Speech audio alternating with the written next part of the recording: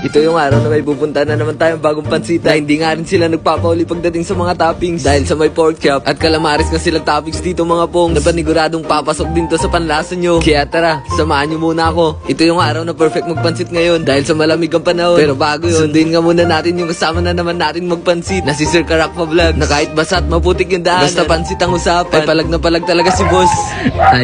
Taylok na kahit pa bagong karwas yung motor niyan, wala yung papalagpasin basta pansit ang pupuntahan. Na ang pupuntahan nga natin pansitan ngayon mga pong ay dito nga sa nabalitaan namin bagong bukas na Boss M Pansiteria na matatagpuan nga lang dito sa may Diversion Road. Harapan nga lang po ng Florida na kapag may nakita na kayong Boss M Pansiteria ay pasok nga lang po tayo dyan na hindi naman ganun kaloob yung papasukan natin dahil sa harap lang sila mismo ng school na City Technological Institute ata yan mga pongs. Kundi ako nagkakamali na masasabi natin good sin yung kanilang pwesto dito mga pongs dahil sa maliwalas at meron nga rin sila ditong mga kubo na pagdating naman sa kanilang sausawan ay self-service nga pala sila dito pero unlimited naman yan na pagdating naman sa kanilang menu mga pongs ay meron nga silang 100, 120 at 150 kaya pinasok na naman nga natin yung kanilang kusina para makita na naman nga natin kung paano nila ito ginagawa na inumpisan nga nila sa pagluluto ng giniling o kara beef nga kung tawagin na inaaluan na nga rin ng toge hanggang sa pwede na nga itong hanguin na sinusunod naman yung noodles o yung Mickey kung tawagin na sinasabay na nga rin dito yung batil o yung itlog pang itatoppings at dahil sa tagal na nga rin daw ni kuya nagluluto ng pansit baril patong ay tinanong na nga rin natin siya kung ano bang pagkakaiba ng classic at overload na pansit ngayon. Yung talaga yung kara beef lang,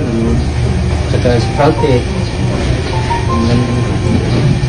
Saka ang talaga classic na pa pansit yung may gusto nyo, hindi ba kung anchor ko.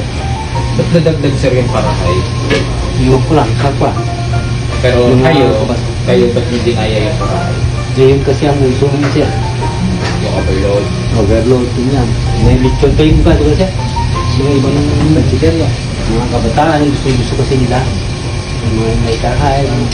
Habang nagluluto nga ng pansit si kuya, ay meron naman ibang nakatoka na magluto sa iba pa nilang topping gaya ng karahay at calamares. Ako si Haris Paraiso. Mahilig kasi akong magluto ng pansit. Kaya ito po yung naisip namin na i-business, itong pansiteria. Yung pansit kasi namin is may calamares. Yun po yung hinahanap ko rin sa isang pansitan, yung may calamares, liver, yung karahay, yun lang po.